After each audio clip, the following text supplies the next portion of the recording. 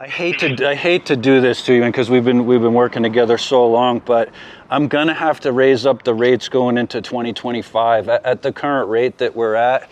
With the amount of time involved and everything, it's what's up, guys? Jeff with Top Star Mobile Detailing, Las Vegas, where average is the enemy. In today's video, we're going to be calling one of my first clients that I ever had as a mobile detailer.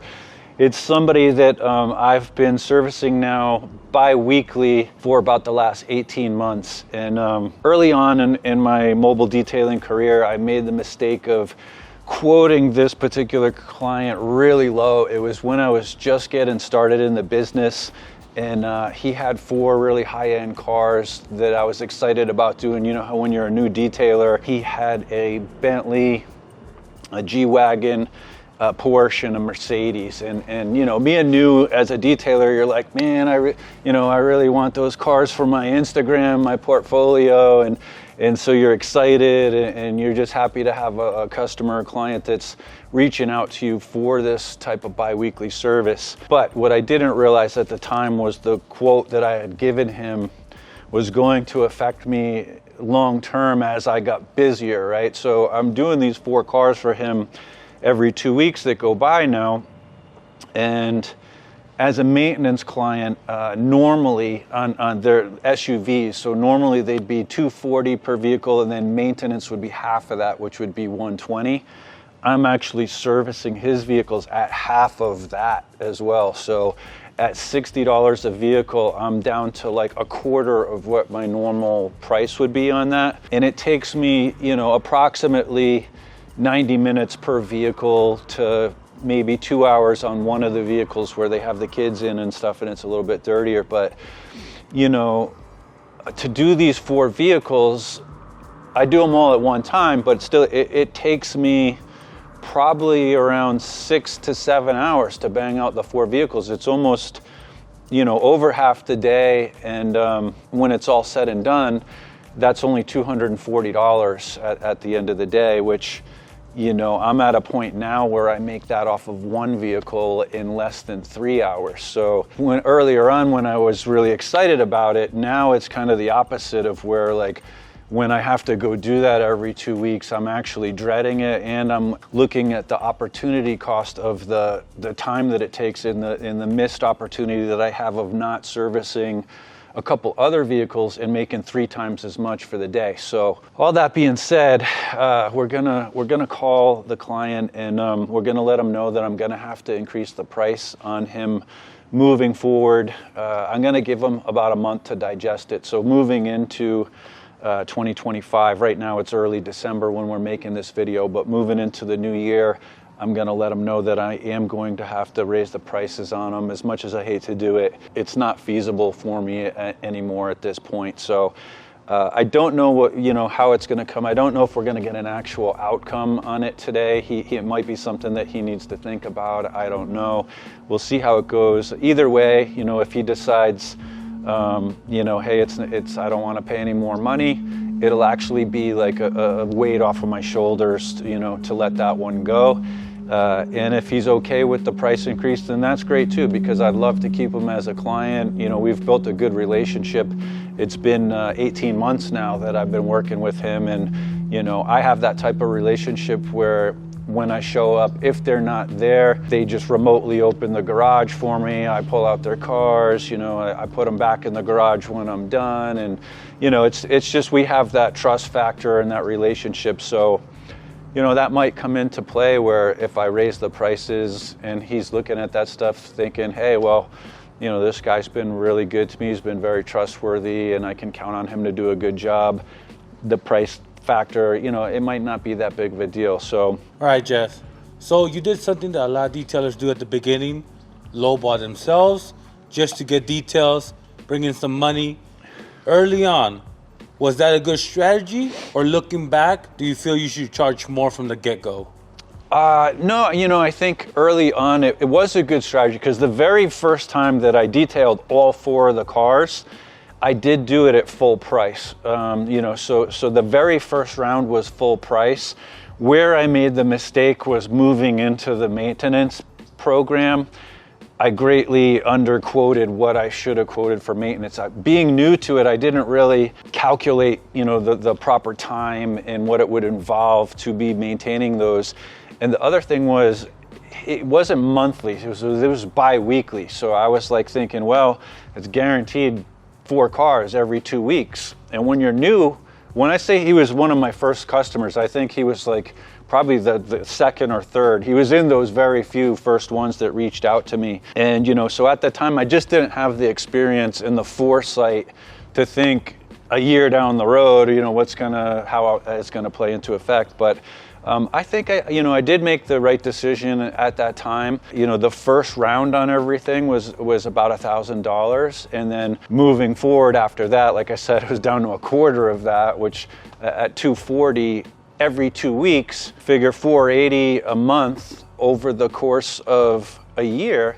I was still making over $5,000 a year off of that one client. So when you're first getting started, stuff like that, it definitely helps. That was that monthly reoccurring revenue that helped me. I could count on that, at least to put gas in the tank or help pay some bills. So while it wasn't the ideal price strategy moving forward long term, at the time, I feel like it was the right move for me. But now, it's time to make the necessary adjustments. And yeah, it's a call I've been dreading to make, but it's one of those things where you just got to rip the Band-Aid off and make the call. So let's jump in and make the call. All right, man, last question before we make that call. Is this the first customer that you had to raise the price on? No, I did have a couple other ones that I raised the price on as well. They weren't bi-weekly. They were monthly maintenance clients. And when I did a price increase, not this last round, I've done a couple price increases since I started my business in increments of 10%. First round, I made a couple of these calls, and they didn't have an issue with it. Actually, I still service them today. It wasn't like a huge price increase for them, and they were happy with the service that I was providing. So I did maintain those customers, and I did keep them. So we'll see how it goes with this one. All that being said, we're gonna make the call now, guys. I don't even know if he's gonna pick up. Let's see if he's there, and we'll see how it goes. Let's make the call. Hey, what's going on, man? Hey, did I catch you at an okay time? You have a couple minutes? Yeah, I got a couple minutes. What's going on? Hey, so I just wanted to call you. I'm going into 2025.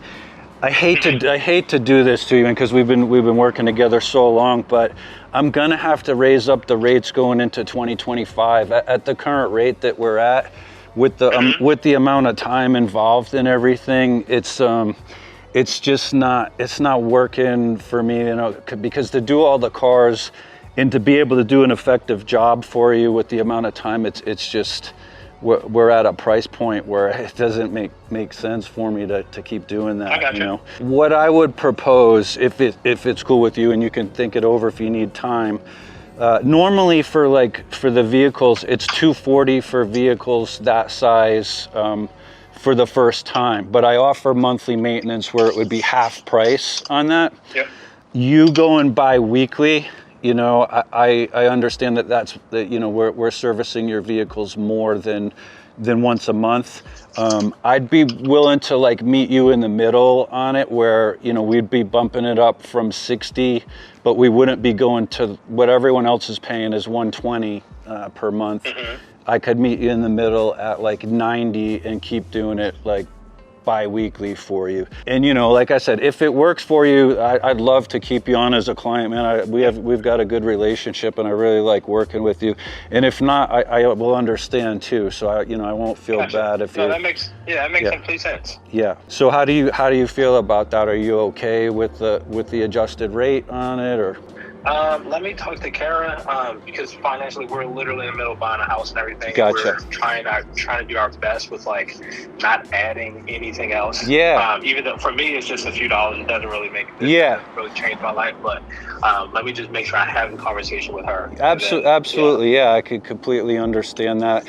And like I said, I won't make the adjustment until we go into 2025 too. So over the next month, we'll keep what we got going on until 2025. So give you guys a little bit of time to talk about it and see how that fits in for you. And then once you make a decision, you can just let me know, and we can go forward from there. All right, sounds like a plan, man. Hey, I really appreciate you taking the time to take the call, Sam. And Absolutely. all right. Well, just let me know when you want to set up the next one, and we can knock out another one or two before the end of the year anyway at the current pricing. So. All right, sounds like a plan, man. All right. Hey, have a great day, Sam. Thank you. You too. All right. Bye. Bye. She hit you with "Let me talk to my wife" excuse.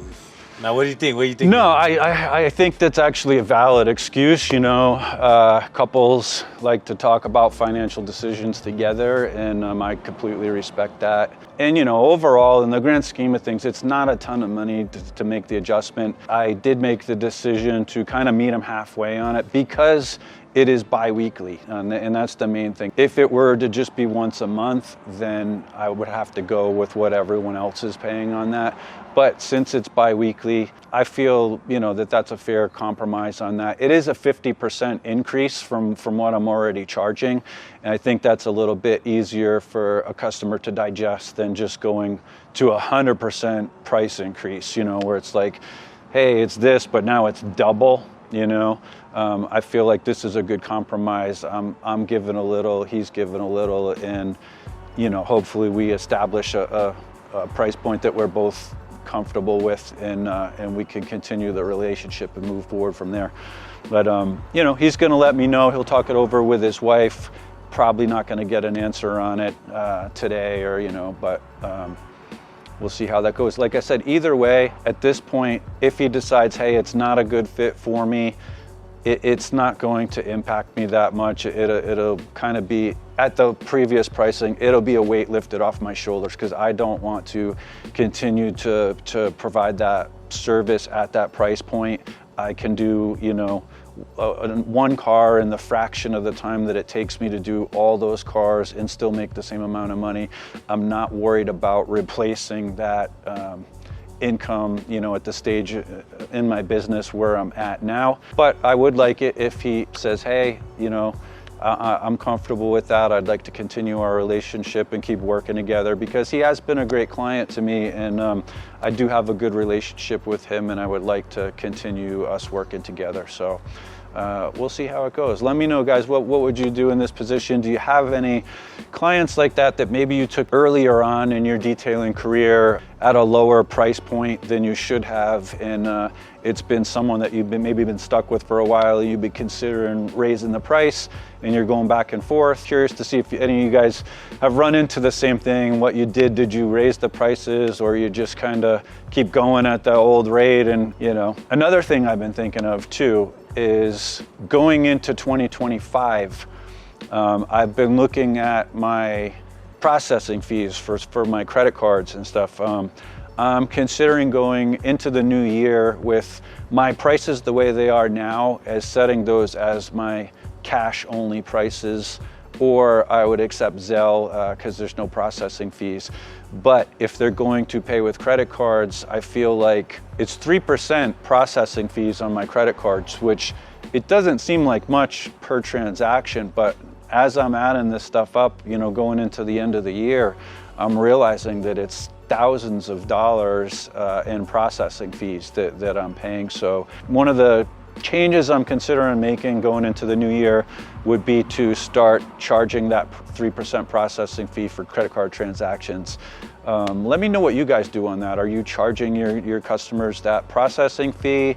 Or as a business owner, do you just feel like that's part of the cost of doing business, and you eat that cost? I'm really curious to see what some of you other business owners are doing and how you deal with that. So let me know. Hopefully you guys enjoyed the video. Hopefully you're getting value from this content. If so, please make sure that you guys like to subscribe to the channel and support the channel. Appreciate you guys, and we'll see you in the next one.